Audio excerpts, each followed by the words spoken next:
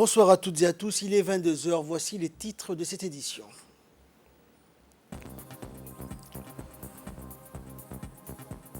Le président de la République a donné aujourd'hui le coup d'envoi de la construction d'un édifice moderne au profit du ministère de l'Énergie. À Djibouti également, ouverture solennelle de la deuxième session ordinaire en présence du Premier ministre et des membres du gouvernement. Et dans l'actualité internationale concernant le coronavirus, la vague des 5 millions de morts dans le monde dépassée. Voilà pour les titres, bonsoir à tous. Le président de la République, Ismaël Omar Guelleh, a procédé aujourd'hui au lancement des travaux de construction d'un nouveau siège pour l'ensemble des départements du ministère de l'Énergie dans la Société internationale d'hydrocarbures de Djibouti, l'institution publique en charge de l'importation et du développement du secteur des hydrocarbures à Djibouti. L'initiative de la construction de cet édifice s'inscrit dans la droite file du recadrage entrepris sous l'impulsion directe du chef de l'État dans la politique énergétique djiboutienne redéfinie en priorité nationale. Il y a lieu de noter que le secteur de l'énergie acquis le statut de priorité nationale à Djibouti, eu égard à sa vocation établie à drainer les investisseurs propices à notre industrialisation et partant de là à contribuer significativement à notre accès collectif au développement durable.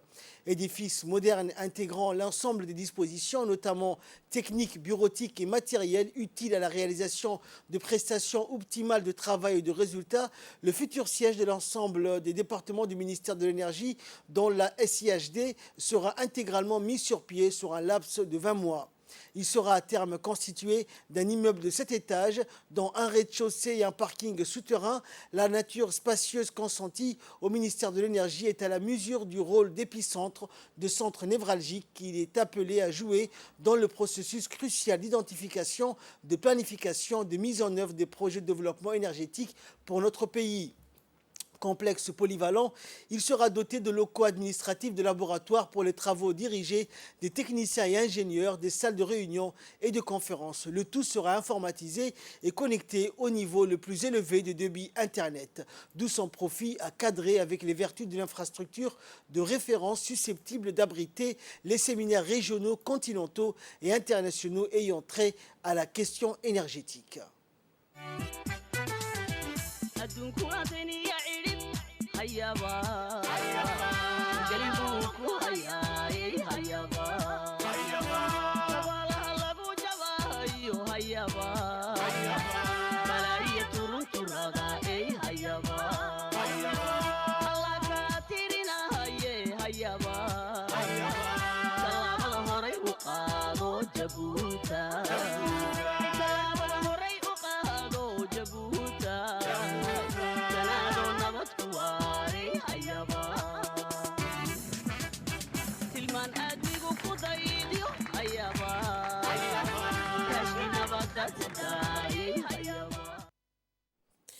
Et dans une intervention donc faite à l'occasion de cette cérémonie, le directeur de la Société internationale d'hydrocarbures de Djibouti a indiqué, je cite donc, la société doit répondre à la politique du président de la République axée sur un hub régional possédant l'hydrocarbure afin de revendre en Afrique et généralement dans le monde. Le premier pas que nous avons franchi consiste d'abord en la possession d'un bâtiment ultramoderne et ainsi montrer à nos partenaires que nous pouvons investir dans notre pays et participer également à son développement. Ce nouveau bâtiment permettra d'embellir d'abord notre pays et ce site va embellir sa position stratégique et historique. Ce nouveau site répondra à la vision et à la politique du président de la République dans le domaine de l'hydrocarbure qui va sans doute participer au développement du pays. Ce nouveau site donc permettra également de répondre aux besoins bureautiques des ingénieurs et du personnel du ministère de l'Énergie afin qu'ils puissent travailler dans de bonnes conditions. Nous avons beaucoup de projets en cours de réalisation tels que le stockage, la raffinerie et nous avons la volonté de faire de notre pays un lieu stratégique qui puisse approvisionner la région et le monde dans le domaine de l'hydrocarbure. Ceci est notre volonté, mais également la volonté et la vision du président de la République. Et rappelons que la valeur de ce site est estimée à 16 700 000 $. Écoutons à présent l'intervention du ministre de l'Énergie chargé des ressources naturelles qui s'est félicité donc d'avoir pris part à cette cérémonie. On l'écoute. Que le président de la République, son Excellence Ismaël Omar Guelleh, nous a honoré de sa présence pour la pose des pierres du futur bâtiment de la Société internationale de l'agriculture et du ministère de l'Énergie. Ce site, comme vous le savez, historique, comme le président l'a souligné tout à l'heure, est la vitrine de Djibouti. Sera la lumière de Djibouti. Un bâtiment sera construit R+7 sur ce site avec un deuxième bâtiment à derrière de 4 étages. Conçu pour d'abord le ministère de l'Énergie et la SAHD. Le personnel, vous savez très bien qu'aujourd'hui le ministère de l'Énergie est à la cité ministérielle dans ce petit bureau. Et la CHD aujourd'hui est dans un autre bâtiment de location.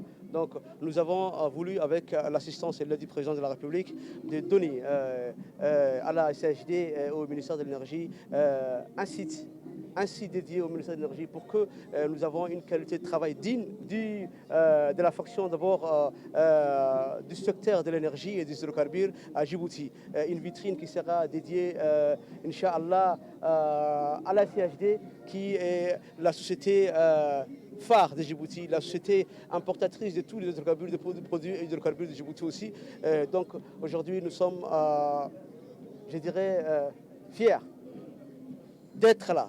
Fiers aujourd'hui de poser la pose des pierres avec le président de la République et nous serons fiers aussi, Inch'Allah, dans 18 mois lorsque nous allons avoir inauguré les clés de ce bâtiment pour une qualité de travail, et je le dis bien, une qualité de travail exceptionnelle et bonne pour les ingénieurs du ministère et de la SHD. Vous savez très bien qu'aujourd'hui la SHD a fait un grand pas sur d'abord l'importation des produits hydrocarbures, mais aussi nous menons des projets sur d'abord la construction d'autres stockages des produits raffinés, mais aussi d'une raffinerie qui est aujourd'hui, nous sommes en contrat, on travaille avec une société étrangère pour le contrat commercial et le contrat de construction d'une raffinerie de 220 000 barils par jour sur la zone de Demerjouk, d'Idi.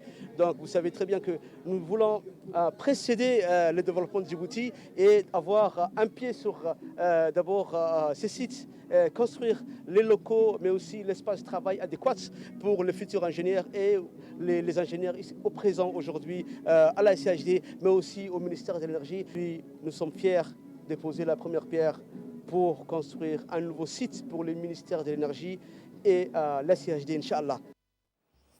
Et répondant aux questions de nos journalistes, le président de la République a indiqué, je cite, « Ce site est d'abord, il faut le souligner, un site historique plein de souvenirs, raison pour laquelle il faut l'utiliser à bon escient. Donc nous avons décidé de construire un nouveau bâtiment ultra-moderne en place avec son époque qui permet de montrer aux investisseurs que Djibouti est à la page dans la modernisation et dans l'avancée de nouvelles technologies de notre époque. Ceci constitue, a poursuivi le numéro 1 djiboutien, un atout pour la ville de Djibouti, raison pour laquelle on a lourdement investi dans la construction de cette infrastructure. waxaas oo dhan oo laysku wada geeyey iyo xoolaha intaa leeg iyo quruxda intaa leeg ka soo saarayna Jabuutina de waxay u tahay kor u qaadid weyn ayay u tahay. Dans l'actualité également, la séance solennelle d'ouverture des activités du Parlement pour sa seconde session ordinaire de l'année 2021 s'est ouverte aujourd'hui, conduite par le président de l'Assemblée nationale, Mohamed Ali Ahmed. Cette cérémonie officielle a vu la participation du Premier ministre, des élus nationaux, des membres du gouvernement, des représentants diplomatiques, des agences onusiennes, des préfets, des autorités militaires, civiles, locales et coutumières. Et après un vibrant hymne national, l'auditoire a prêté une oreille attentive à l'agenda particulier de toute séance solennelle d'ouverture de session, à savoir l'allocution du président de l'Assemblée nationale et le discours de politique générale prononcé par le Premier ministre. Et dans leurs propos respectifs, plusieurs thématiques sociopolitiques ainsi que des analyses, bilans et perspectives ont été présentées.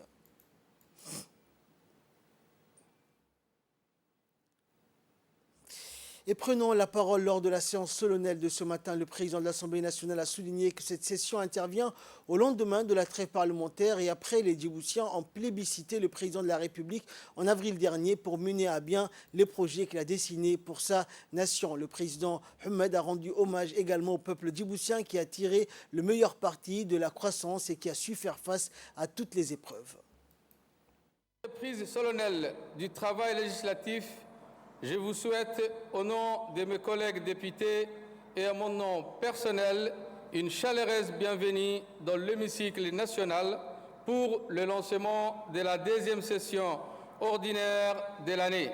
Il est donc de mon devoir de vous assurer de l'entière disponibilité de l'institution parlementaire et de l'ensemble des institutions nationales pour vous accompagner dans votre noble, honorable et légitime engagement citoyen et constitutionnel. Notre pays tire sa force de ce choix éclairé, de sa détermination à ne jamais se départir du chemin du progrès et du développement. C'est l'exercice que notre jeune démocratie a vécu en avril dernier, lorsque les Djiboutiens ont très largement plébiscité le président de la République, son Excellence M. Ismaël Omar Guelleh, pour mener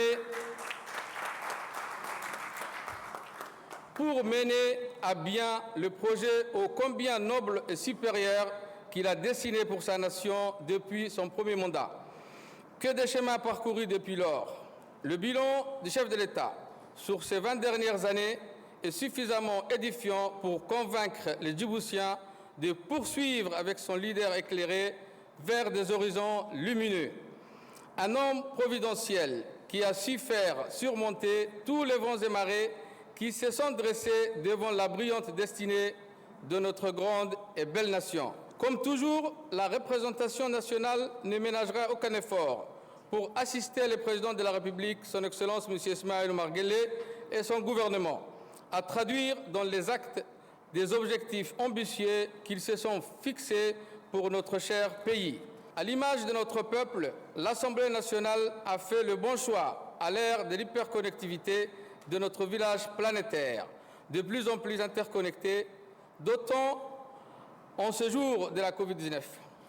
Ainsi, avons-nous décidé de nous lancer dans le défi des technologies modernes de communication et d'information conformément à notre plan stratégique quinquennal.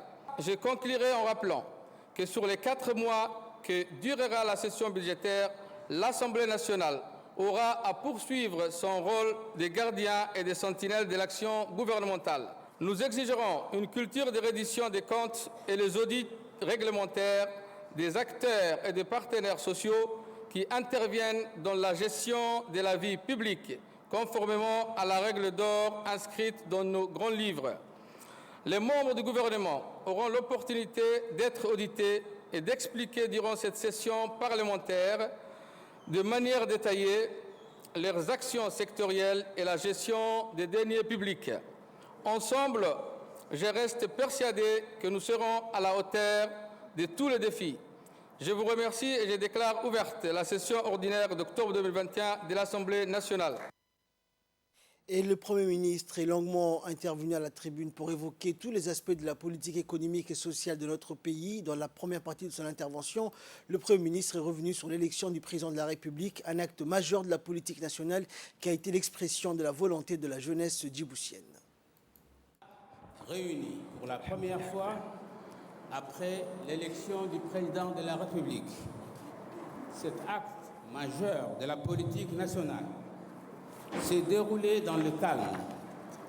Il a été l'occasion pour l'expression de forte volonté de notre jeunesse pour poursuivre avec le président Ismaël Omar Guelleh à la fois la consolidation de la nation djiboutienne et le développement économique du pays et la démocratisation de la société. Les Djiboutiens, dans leur très grande majorité, se sont exprimés pour le chef de l'État, symbole de l'important développement du pays et de la cohésion nationale. Et ils ont voulu que celui qui a jeté les bases d'un pays démocratique moderne et en pleine croissance puisse continuer son œuvre afin que celle-ci soit définitivement irréversible. L'équité entre les femmes et les hommes, le développement égalitaire de toutes les régions, le renforcement de l'état de droit, la modernisation de l'économie sont devenus sous sa direction le nouveau pilier de la nation djiboutienne. Le peuple a fait ce choix.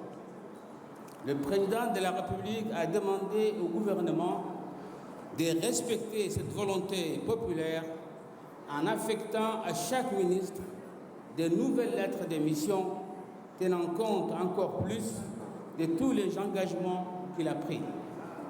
C'est le nouveau devoir de chaque membre du gouvernement. Le séminaire gouvernemental organisé à Arta a été le premier symbole de cette volonté de rassemblement. Il a permis de jeter les bases d'une nouvelle manière de travailler ensemble au sommet de l'exécutif.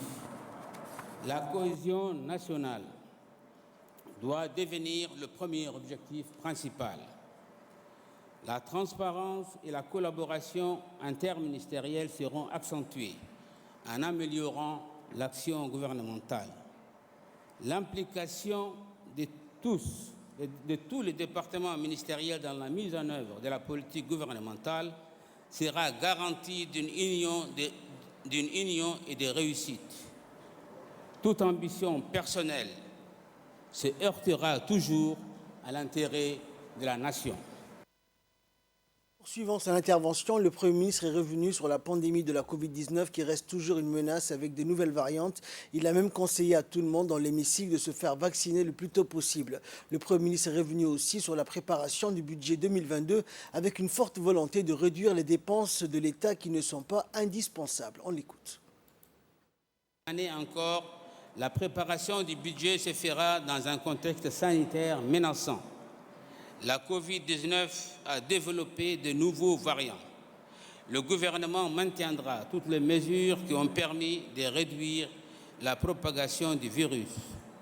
Pour protéger la population, il continuera à mettre tout en œuvre pour que l'économie ne s'arrête pas.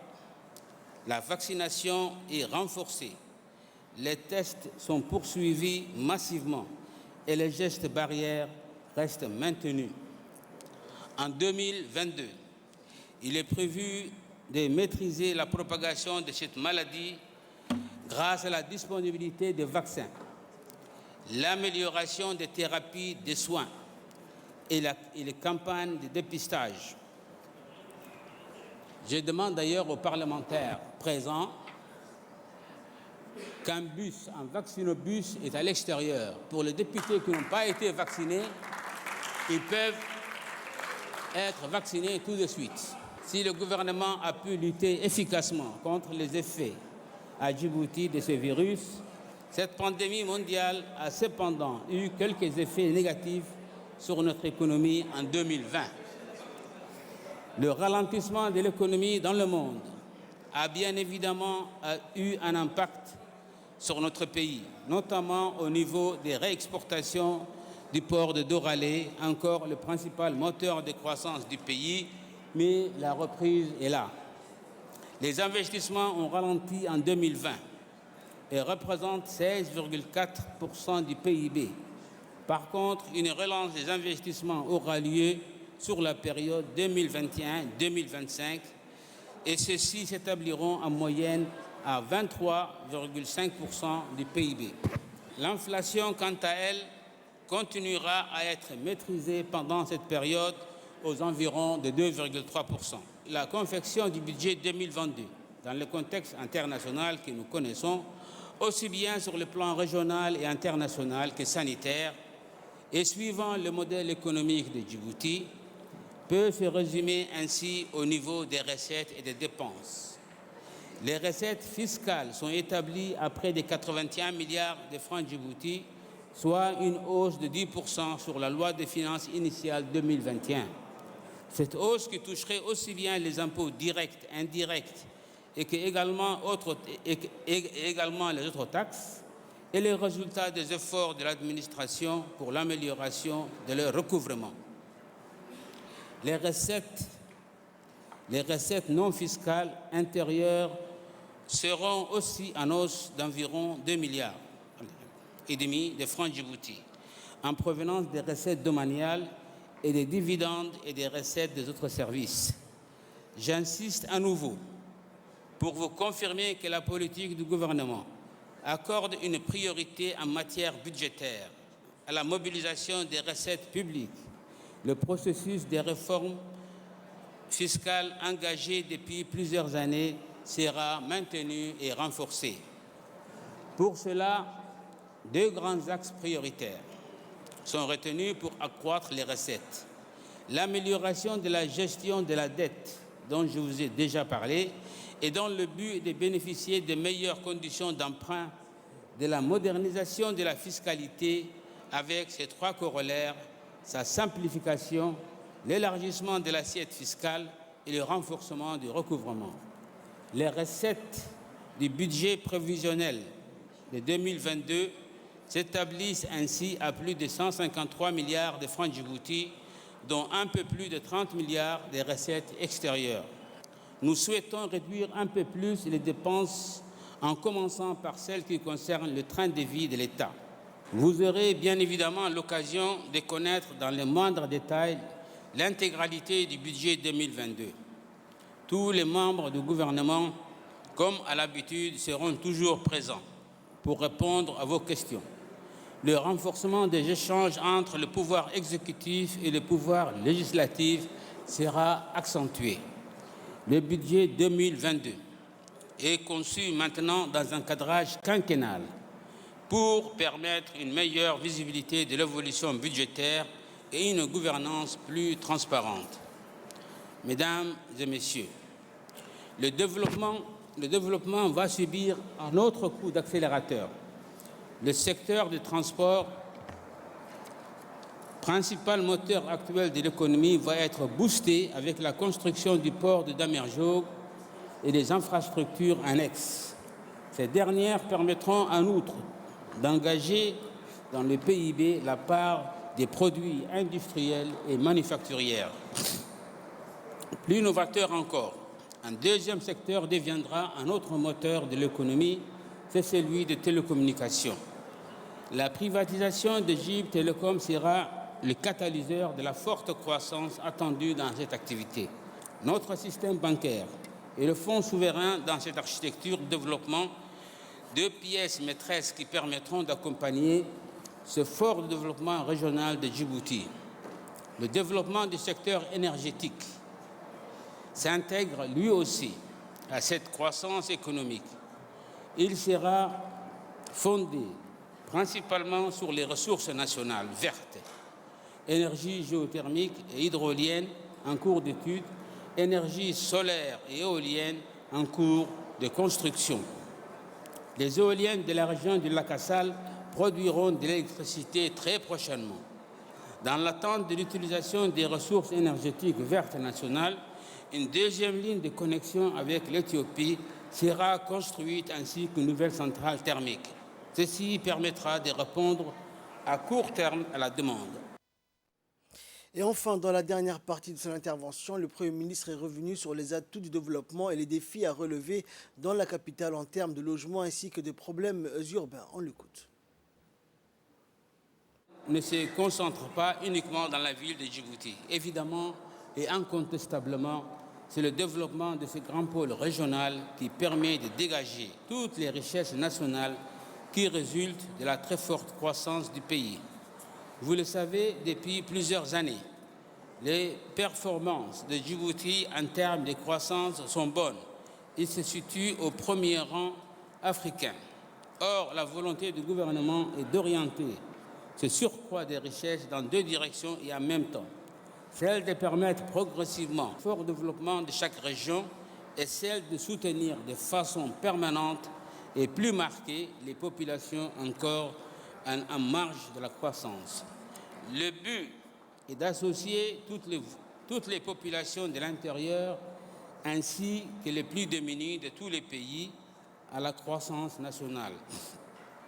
Cet objectif fondamental renforcera l'unité et confortera la nation. La détermination du président de la République est entière. Tout le gouvernement est mobilisé pour réussir. Ainsi, chaque région, toutes les potentialités sont recherchées et étudiées pour permettre de créer des pôles de développement secondaire, à l'instar de ce qui a été fait avec le port de Tajoura ou le sel du lac Assal. Tous les membres du gouvernement sont associés à ce travail avec les élus régionaux et tous les acteurs économiques. Cette large réflexion doit permettre de définir des centres économiques capables de motiver les Djiboutiens à entreprendre des projets comme ils le font à Djibouti. Les moyens de l'État seront là pour les accompagner. Dans le secteur touristique, dans celui des exploitations minières ou énergétiques, comme dans ceux du secteur primaire, du commerce, de l'artisanat, tous les projets des régions doivent devenir prioritaires.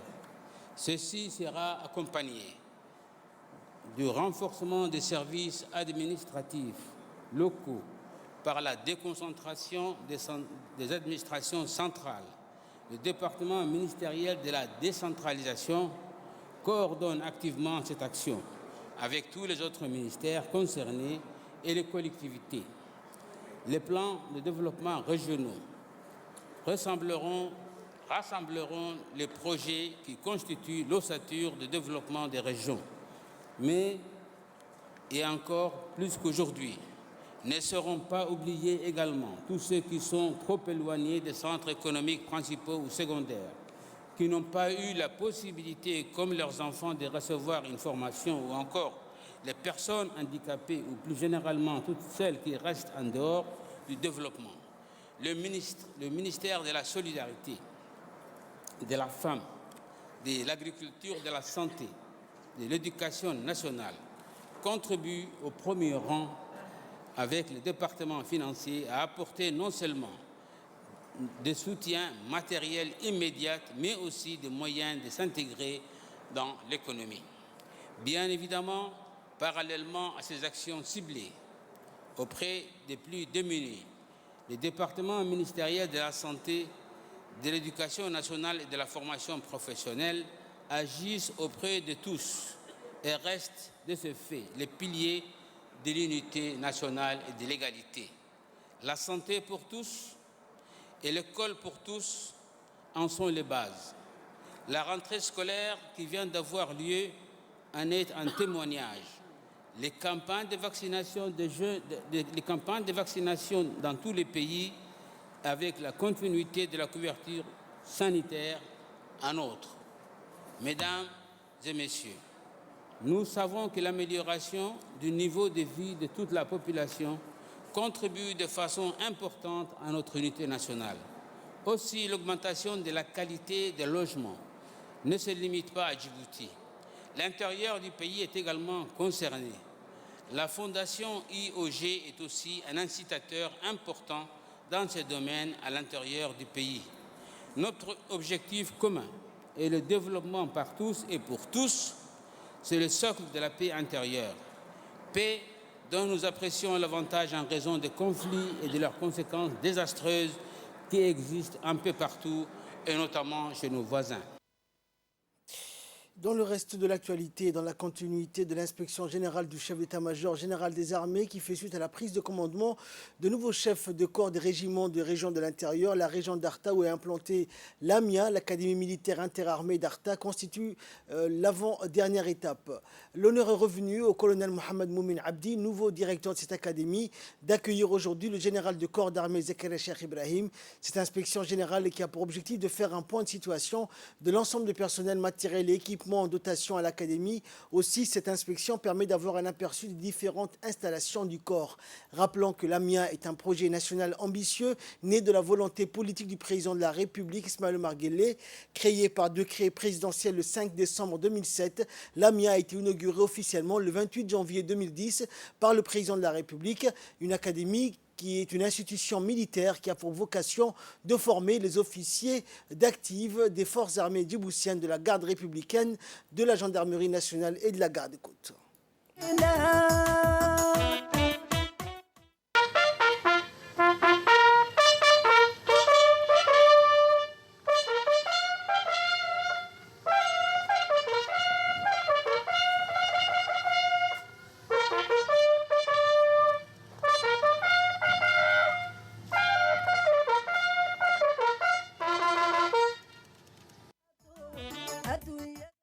À son arrivée, le général a été accueilli par le colonel Mohamed Moumin Abdi, nouveau directeur de cette académie, en présence du colonel-major Mohamed Rayad Guelleh, sous-chef d'état-major de la défense, et du colonel Wagdi Diama, chef du protocole. Après les salutations d'usage, le général Zakaria a entrepris la revue des troupes composées des élèves officiers issus de la première année, de la deuxième et de la troisième année. La délégation restreinte des officiers supérieurs de l'état-major général des armées fermait le dispositif. Et dans son discours, le général Zakaria a souligné que l'académie a été créée en décembre 2007 sur directive du chef de l'État. Cette académie militaire interarmée constitue depuis sa création l'école par excellence de la formation initiale des jeunes officiers de l'armée de terre, mais aussi de la gendarmerie, de la garde républicaine et de la garde-côte. On écoute le général. L'utilité de notre inspection générale au niveau du régiment de l'intérieur, nous voilà aujourd'hui. Et c'est le 3 octobre 2021, à Arta, au sein de la première académie militaire entre armées de la République de Djibouti. Il s'agit pour nous d'une inspection et un contrôle des effectifs matériels, équipements de la MIA au complet. L'académie, créée en décembre 2007, sur directive du président de la République, chef suprême des armées, l'académie militaire entre armées constitue, depuis sa création, l'école par excellence de la formation initiale des jeunes officiers de l'armée de terre, mais aussi de la gendarmerie, de la garde républicaine et de la garde-côte. À cet effet, le MIA se doit d'assurer un enseignement rigoureux, à partir duquel chaque élève officier développe ses connaissances, ses aptitudes nécessaires au commandement et à l'exercice de son responsabilité. Colonel Mohamed Moumin Abdi, vous êtes le nouveau directeur de la MIA depuis votre prise de commandement le 21 septembre 2021. Avant d'accéder à la tête de la MIA, vous avez assuré la responsabilité du directeur des études de l'académie durant quelques années. Il vous appartient, en tant que directeur de la MIA, de veiller rigoureusement à l'instruction et à la discipline des élèves officiers, comme il est votre responsabilité de préserver les matériels, les infrastructures mis à votre disposition. Les officiers, les instructeurs et les coopérants militaires de l'Académie militaire entre armées, Tarta, sous votre ordre, sont là pour vous aider à accomplir cette mission sans oublier le soutien de l'état-major des armées. Je tiens à remercier les autorités et les notables de la région d'Arta pour le soutien à la MIA. Cela prouve une fois de plus l'attachement que vous portez envers nos militaires et aux valeurs de la République. J'entends votre part, mon colonel, un grand investissement pour le développement de notre académie militaire dans tous les domaines. Il s'agit de consolider le programme d'instruction actuel, d'organiser des formations des formateurs, mais aussi de remettre en état les infrastructures existantes, et prévoir d'autres installations afin de garantir une formation solide et de qualité au profit des élèves officiers. Aussi, je vous encourage à développer la relation de l'Académie avec les autres institutions de défense et de sécurité du pays, mais aussi avec l'Académie militaire du pays ami pour assurer une coopération de succès. Nous sommes aussi engagés dans une phase de montée en puissance, une phase de modernisation et rajeunissement de nos cadres. Ainsi, l'année 2022 sera l'objet de changements importants dans le domaine militaire, sécuritaire et administratif. À ce titre, une nouvelle doctrine militaire sera mise en place dans le but de renforcer l'outil de défense de notre pays. Et au terme de son intervention, le général a assisté à une brève présentation des moyens en dotation à l'Académie, contrairement donc au régiment de l'intérieur. L'Académie Amiadan, qui est un pôle d'instruction d'excellence qui a pour vocation la formation des jeunes officiers destinés à commander les hommes. Sa mission primaire constitue donc la formation au métier du commandement du métier donc de la discipline et de la rigueur militaire. Au terme de sa formation, l'officier est un chef militaire capable de préparer ses troupes sur les plans techniques, physiques et moral et si nécessaire les mener au combat. Combattant, ingénieur ou manager, ce militaire a pour mission de défendre l'intégrité du territoire et les intérêts du pays. Ensuite, le général Zakaria a procédé à l'inspection des moyens de mobilité détenus par l'AMIA. Et au terme de la cérémonie, le général a assisté à un défilé à pied des troupes de l'AMIA avec à leur tête le nouveau directeur, le colonel Mohamed Moumen Abdi. La cérémonie s'est clôturée par un rafraîchissement et par la traditionnelle photo de famille.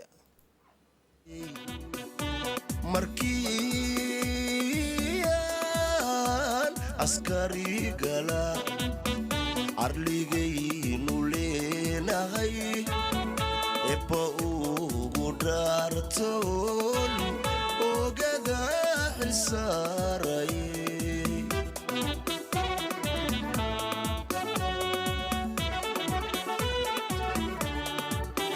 ma ogtahay ilwaadi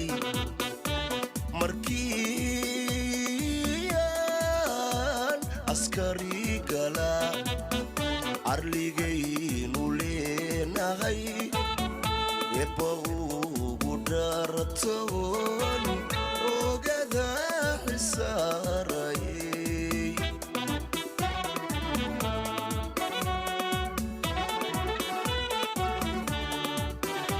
arlagu gam'aanahay tiirlayrkadaanahay adiga hadantaanahay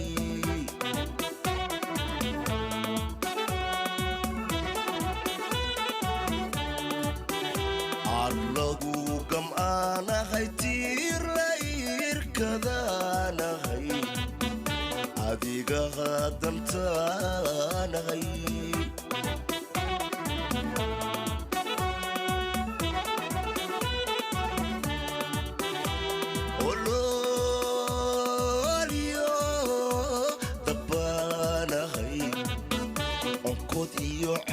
colabaanahay adin laga baqaanahay sef laba aflaanahay gesiyaaminaanahay indhihii dalkaanahay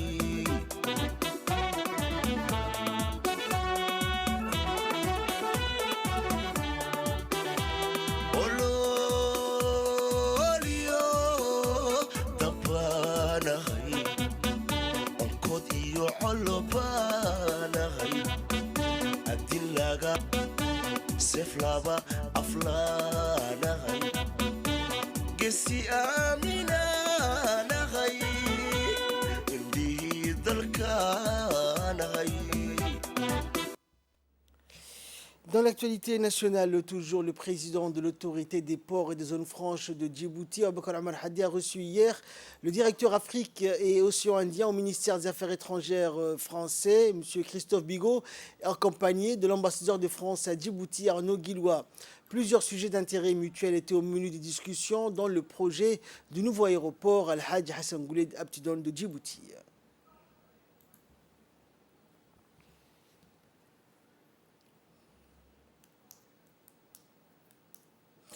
Et enfin, pour clore l'actualité nationale, comme tous les jours, le ministère de la Santé nous fait le point sur la situation épidémiologique de la Covid-19 en République de Djibouti. Écoutons pour plus de précisions le secrétaire général, le Dr Saleh Benoïta. Le Covid-19 est maintenant bien installé. Le virus continue de circuler dans la communauté.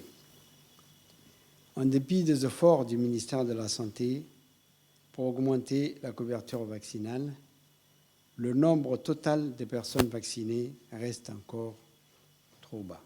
Il s'agit de moyens le plus sûrs pour faire face à ce virus et constitue un formidable espoir. Concernant les données épidémiologiques, nous avons 98 personnes déclarées guéries, 554 tests ont été réalisés et nous avons 41 cas positifs. Et malheureusement, nous déplorons 2 décès. Il s'agit de personnes non vaccinées. Sur les 554 personnes testées, 41 sont donc positifs, soit un taux de positivité de 7,4%. Le nombre de personnes vaccinées est de 43 806 depuis mars 2021. Ce chiffre est toujours bas, mais en progression continue. Nous demandons à toutes les personnalités influentes à l'intérieur de la communauté, les chefs traditionnels, les chefs religieux, les chefs politiques des associations, nous demandons de s'appliquer davantage aux efforts des autorités sanitaires. N'attendons point que la situation s'aggrave encore plus. Concernant le bilan global depuis le début de la pandémie, nous avons 223 107 tests réalisés, 12 922 personnes ont été diagnostiquées positives et 12 299 cas ont été déclarés guéris et nous déplorons 171 décès au total depuis mars 2021. Restons vigilants, protégez-vous et protégez les autres. Vaccinons-nous tous. Merci. Actualité internationale à présent, coronavirus, la barre des 5 millions de morts dans le monde est dépassée. La barre des 5 millions de décès dus au coronavirus a été dépassée hier selon un dernier bilan. La variante Delta, très contagieuse, est désormais responsable de la grande majorité des infections au coronavirus dans le monde. Plus de la moitié des décès sur une moyenne de 7 jours ont été enregistrés aux États-Unis, en Russie, au Brésil, au Mexique et en Inde. Plus de 700 000 personnes ont succombé au Covid-19 aux États-Unis depuis le début de la pandémie, selon le décompte de l'université Johns Hopkins vendredi, l'équivalent de la population de la capitale Washington. Alors qu'il a fallu un peu plus d'1 an pour que le nombre de morts du Covid-19 atteigne les 2,5 millions, les 2,5 millions de décès suivants ont été comptabilisés en un peu moins de 8 mois. C'est la fin de ce journal. Merci pour votre très aimable attention. Restez avec nous, le programme continue sur Télé Djibouti.